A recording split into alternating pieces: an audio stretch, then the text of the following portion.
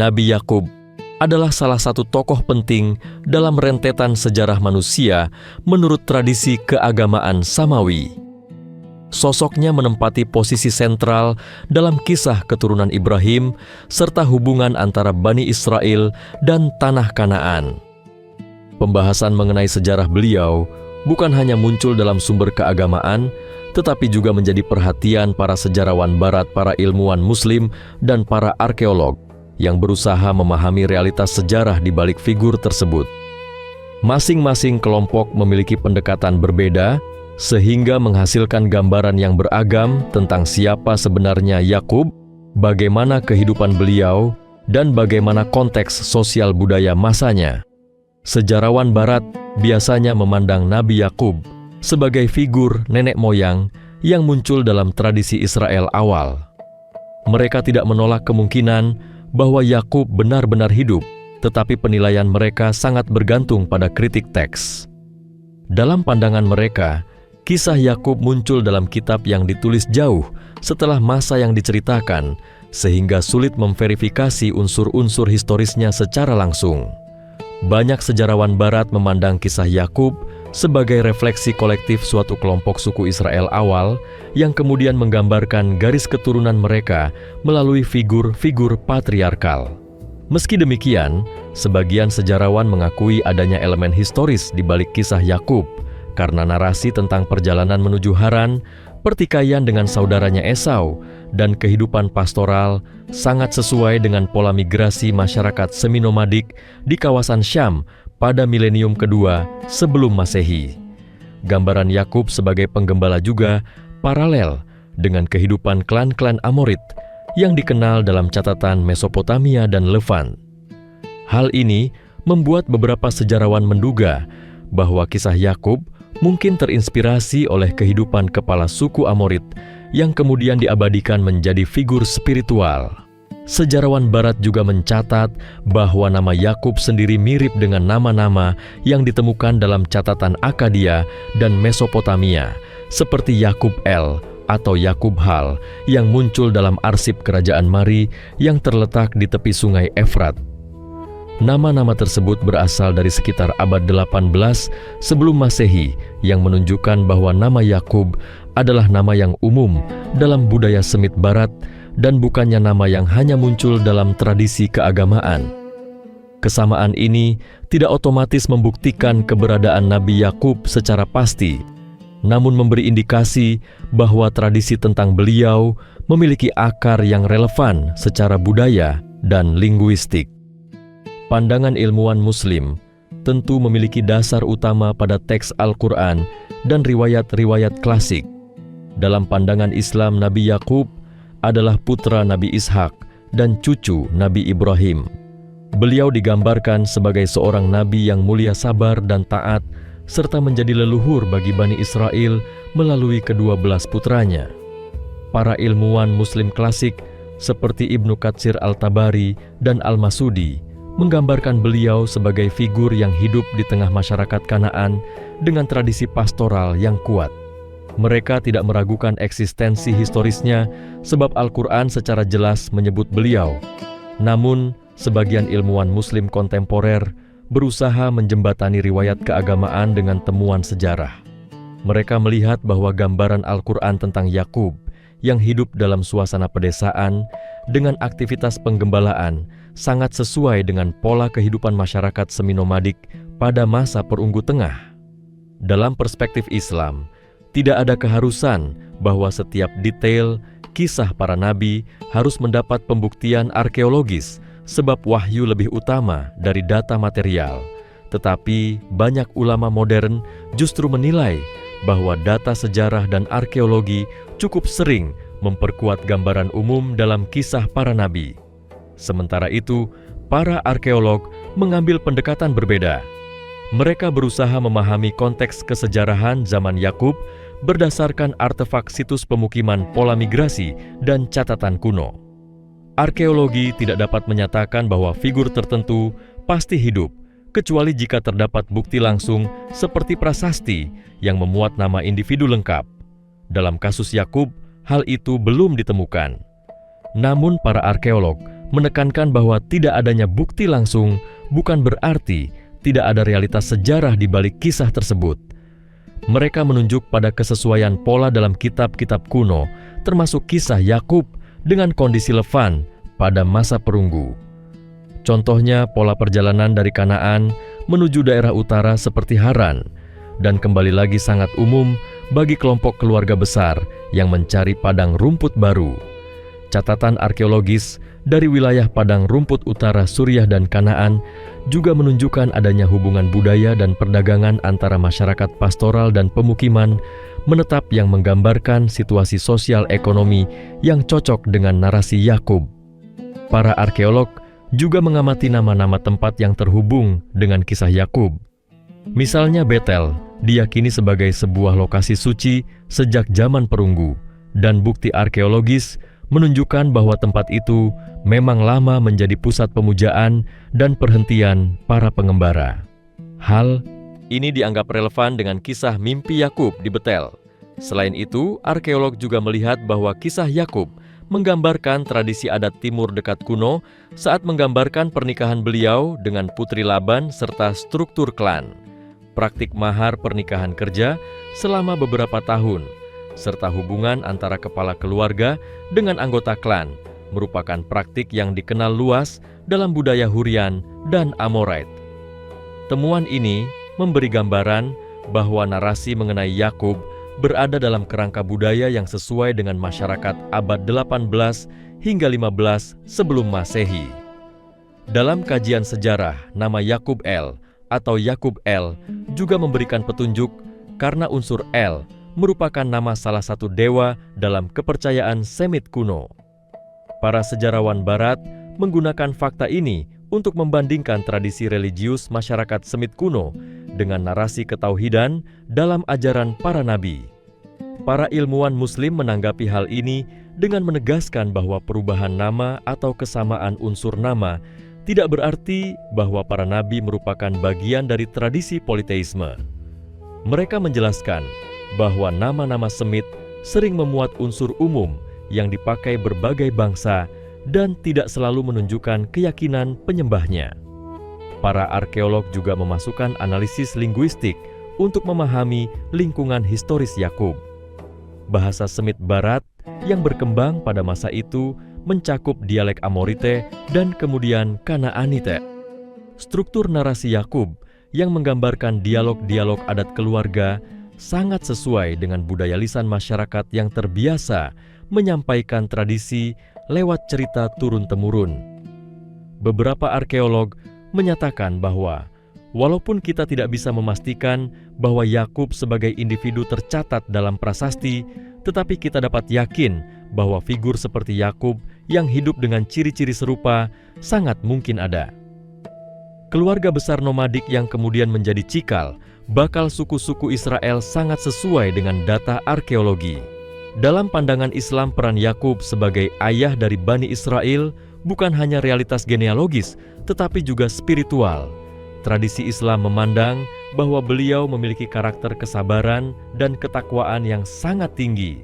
Perpisahan dengan putranya Yusuf, misalnya, bukan hanya peristiwa sejarah, tetapi juga pengajaran moral. Sementara, sejarawan Barat lebih menitikberatkan pada konteks budaya tempat kisah itu lahir tanpa menilai aspek spiritualnya. Namun, kedua pendekatan ini kadang saling melengkapi. Ketika tradisi keagamaan menyebut Yakub mengalami kehidupan sebagai penggembala yang berpindah-pindah, arkeologi menunjukkan bahwa kehidupan semacam itu memang lazim. Ketika tradisi menyebut konflik keluarga antara Yakub dan Esau, sejarawan Barat melihatnya sebagai gambaran konflik antar kelompok dalam masyarakat nomadik.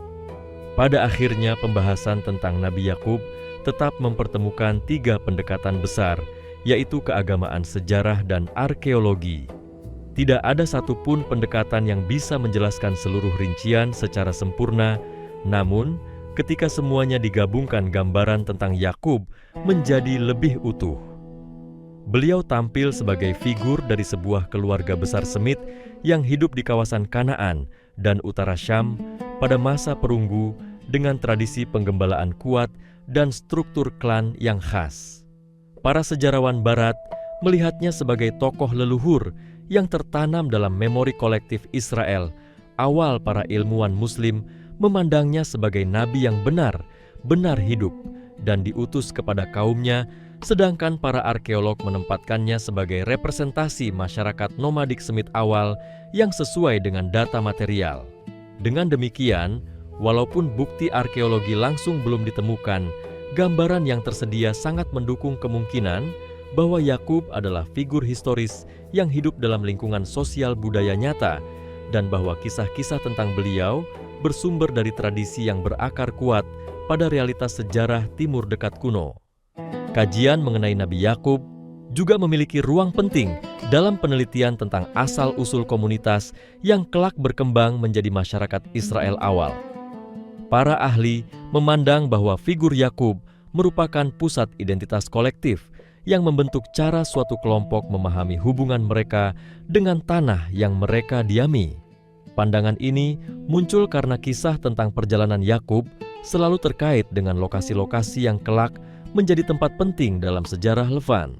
Para sejarawan Barat memeriksa hal ini dengan menyoroti bahwa narasi tentang perpindahan Yakub ke berbagai wilayah mencerminkan pola pergerakan komunitas yang masih mencari tanah yang stabil dan subur. Dalam hal ini, mereka melihat bahwa kisah Yakub bukan sekadar cerita keluarga, tetapi juga kisah tentang proses pembentukan suatu masyarakat yang berasal dari kelompok kecil, lalu berkembang menjadi bangsa yang lebih besar. Para ilmuwan Muslim memandang aspek ini sebagai bukti bahwa bimbingan ilahi menentukan arah perjalanan keturunan para nabi. Mereka menekankan bahwa perjalanan Yakub bukan sekadar migrasi fisik, tetapi juga perjalanan spiritual yang memperlihatkan bagaimana seorang nabi membimbing keluarganya melalui berbagai keadaan hidup. Banyak ulama menjelaskan bahwa keteguhan hati Yakub dalam menghadapi ujian-ujian berat memberikan contoh bagi perkembangan moral suatu masyarakat. Bagi para pemikir Islam modern, aspek ini sangat penting untuk memahami dinamika keluarga besar dalam tradisi kenabian dan bagaimana nilai kesabaran serta tawakal diwariskan kepada generasi selanjutnya. Pandangan para arkeolog membuka ruang baru dalam memahami kisah tersebut. Mereka berfokus pada kondisi lingkungan yang membentuk kehidupan para leluhur bangsa Semit. Tanah Kanaan pada masa itu adalah wilayah yang sangat dinamis dengan perpindahan kelompok manusia yang cukup sering. Tanahnya terdiri dari dataran tinggi lembah-lembah sungai dan jalur dagang yang menghubungkan Mesopotamia, Mesir, dan Anatolia. Para arkeolog mencatat bahwa wilayah tersebut dihuni oleh kelompok yang beragam, meliputi suku-suku penutur bahasa Semit Barat masyarakat Hurrian, serta komunitas kecil yang hidup dekat pusat dagang.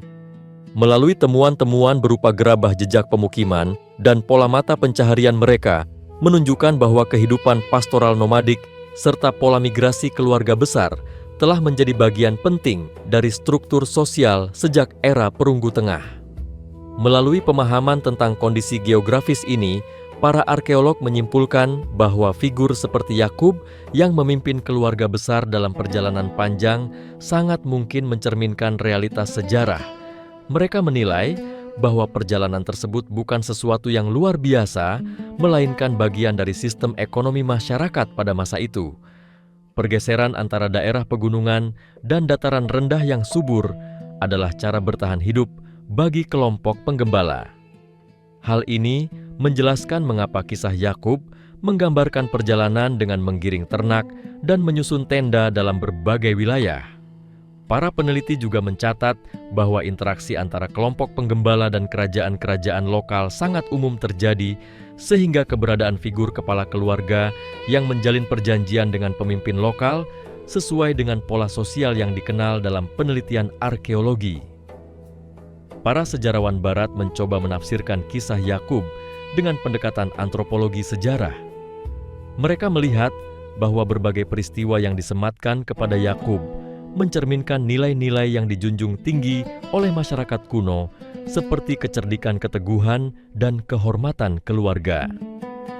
Melalui kerangka ini, mereka berpendapat bahwa narasi tentang Yakub dan keturunannya merupakan representasi literer dari norma-norma sosial yang ingin diwariskan oleh suatu kelompok kepada generasi mereka.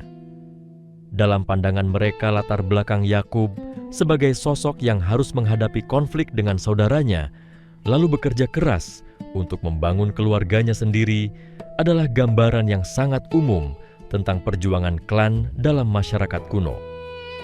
Dalam tradisi Islam, Nabi Yakub memiliki kedudukan yang sangat mulia.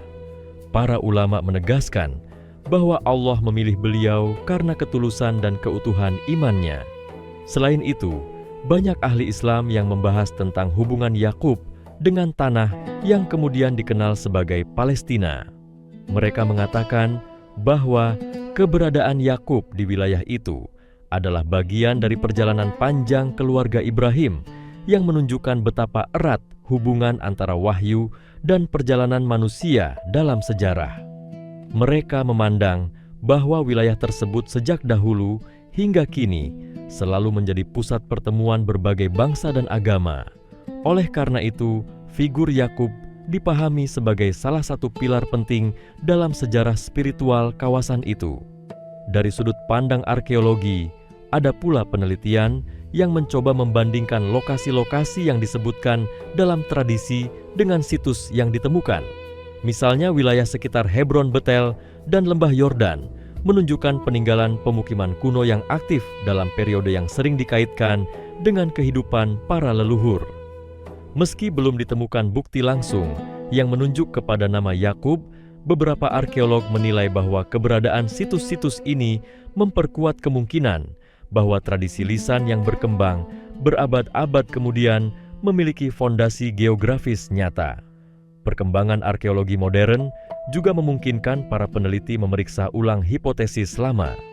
Teknologi pengukuran tanah analisis karbon dan pemetaan digital membuat kajian mengenai mobilitas kelompok Semit kuno semakin akurat, dan hal ini membuka peluang untuk memahami konteks sejarah dari figur-figur seperti Yakub dengan lebih dalam.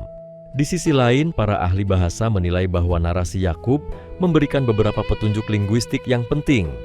Mereka mempelajari kata-kata dan gaya bahasa yang muncul dalam cerita-cerita kuno untuk melacak asal-usul budaya penuturnya. Bahasa yang dipakai dalam kisah Yakub menunjukkan ciri khas budaya Semit Barat dengan struktur kalimat yang sering menggambarkan hubungan keluarga dan adat pastoral. Kajian ini membantu menempatkan tradisi Yakub dalam lingkup masyarakat yang hidup dalam jaringan kekerabatan kuat dan kehidupan agraris sederhana yang bergantung pada ternak serta lahan subur. Dengan memadukan penelitian sejarah arkeologi, linguistik, dan tradisi keagamaan, terciptalah gambaran yang semakin kaya tentang siapa itu Nabi Yakub. Para sejarawan Barat menekankan dimensi sosial dan budaya yang terlihat dalam narasi tentang beliau. Para ilmuwan Muslim memandang beliau sebagai figur kenabian yang dipenuhi petunjuk ilahi dan menjadi sumber teladan bagi generasi sesudahnya. Para arkeolog memandang kisah beliau sebagai refleksi kehidupan nyata para penggembala yang berpindah dalam lanskap yang keras namun penuh peluang.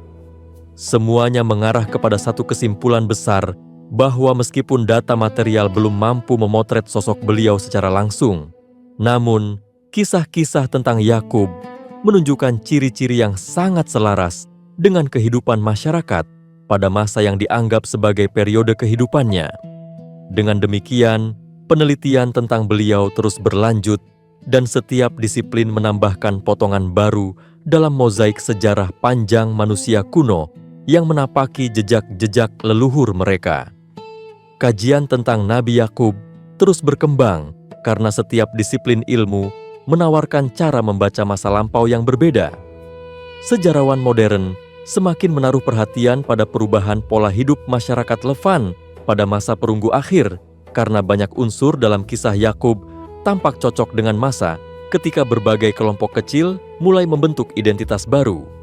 Mereka memeriksa jejak transformasi masyarakat dari komunitas penggembala menuju kelompok yang mulai menetap di lereng perbukitan. Dalam proses ini, Mereka menilai bahwa tokoh leluhur seperti Yakub berfungsi sebagai simbol pemersatu yang mengikat kelompok yang sebelumnya terpecah menjadi komunitas yang lebih solid.